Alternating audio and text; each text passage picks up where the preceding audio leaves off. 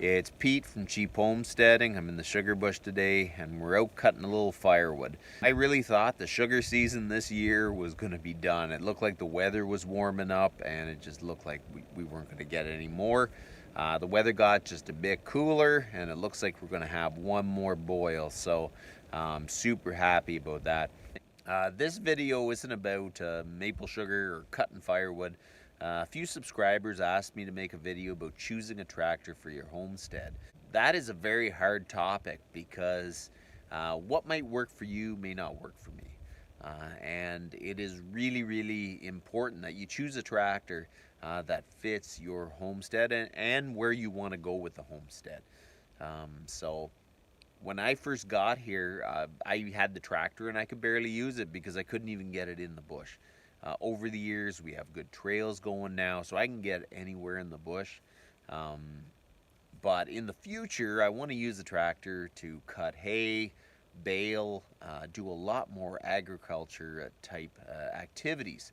I don't even have a field yet, so I really have not used it for that yet, but the tractor is very capable of doing it. So that is the first and foremost. You want to pick something that'll actually work for you and it'll fit your future ambitions. I just see a lot of people these days buying tractors saying, I'm going to grow our own food, we're going to get back to the land, which is really good. I think everyone should be having those goals. But they go out and buy a brand new tractor with a rototiller and a box blade and everything all at once, and they have these huge payments hoping that they're going to make some money on their garden. And you know what? The first year you're probably not going to make very much in your garden. The reason being is if you haven't gardened before, gardening is a big learning curve. There is a huge learning curve when you start gardening and growing your own food. So it takes years to learn. So if you buy it thinking I'm going to save a ton of money, I wouldn't count on it. So it's really important to choose a tractor that you can afford and don't have unrealistic expectations for the tractor. It's a very hard topic because what might work for you may not work for me and vice versa. So what I can do is talk to you about the type of tractor that I like. And I got a Massey 50. It's basically from the 50s and 60s. It is an awesome tractor. I would recommend it to anyone, but you really need to be able to fix stuff to have old tractors like this. This tractor here, when I first got it, someone really didn't use it very much, and for years and years there was stuff that maybe was neglected a little bit, and so I had one thing after another for the first 3-4 years. At this point, the tractor's pretty reliable and I can trust it to actually do work because I fixed enough stuff on it. If you couldn't fix it yourself, you really shouldn't be buying an older tractor like this. Doesn't mean that you have to buy a brand new tractor, but maybe something in the 80s or 90s, not in the 50s and 60s, because you're almost guaranteed to have to work on them. Another thing is picking the tractor that's the right size. This tractor is the right size for me to do like the agriculture kind of stuff I need and pull logs in the bush. It's heavy and it's geared pretty well, and it is way heavier than any tractor you would buy now for the same horsepower. So that's why I choose these older tractors. But if you can't fix it yourself, you probably have to buy something newer. But the biggest thing you really need to do is not to go into massive debt buying a tractor. Because if you go into debt,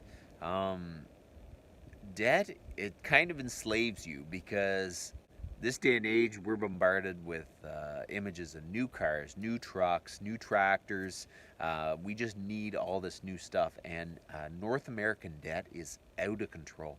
And if, it's actually not if, it's when we have a downturn in the economy, a lot of people are going to be in trouble. And I feel like that is going to be way sooner than later. So you got to be very careful with what you spend and how much debt you're happy with. Because I'm not happy with very much debt. So that's why I have an old tractor like this. I'll kind of show you why I chose this tractor. If anyone's been with the channel for a while, you've seen my tractor. It's a Massey 50. They're made late 50s, early 60s. Basically, the transmission portion of it is like a 35, and the front end is like a 65. It was like a mixed up tractor. It really means you got a really nice solid front end. You like my pin holder? I haven't finished working on the blade yet.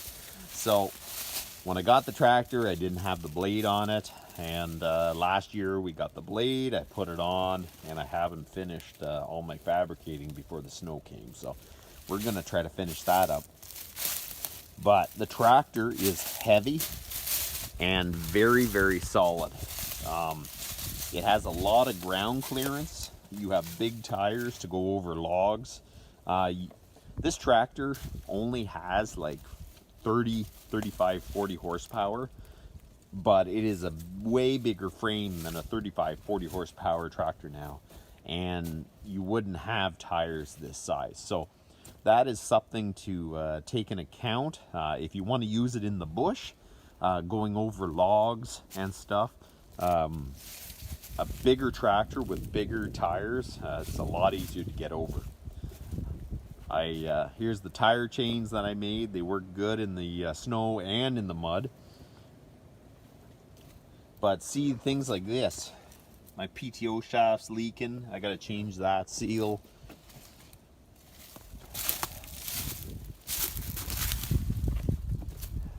And my steering shaft is leaking, so I have to change that. So, you know, there's a little bit of work to it. One of the things you really need to look at is, does your tractor have a good hydraulic system? Massey 50s have a very limited hydraulic system, and it kind of does limit me a bit, but you know what, I'm okay with it. This thing is paid. I don't owe anything on it, and that is worth something to me. It didn't have a front end loader on this, so I got a 3-point hitch loader, and this thing is awesome. I like it, but it is kind of a little weak in the hydraulics to run this perfectly. But you know what? It works good for me, and I'm super glad that I actually have it. Once you're in debt for something, it is hard to get out of debt. So I'd recommend, number one, don't go into crazy debt for a tractor. Number two, make sure that it's something that fits you and that you can actually fix it and maintain it. And number three, and make sure that it fits your homestead and where you want to go with the homestead. So those are the major things I look for when I'm looking for a homestead and tractor. So that's about enough for today, and you guys have a good one.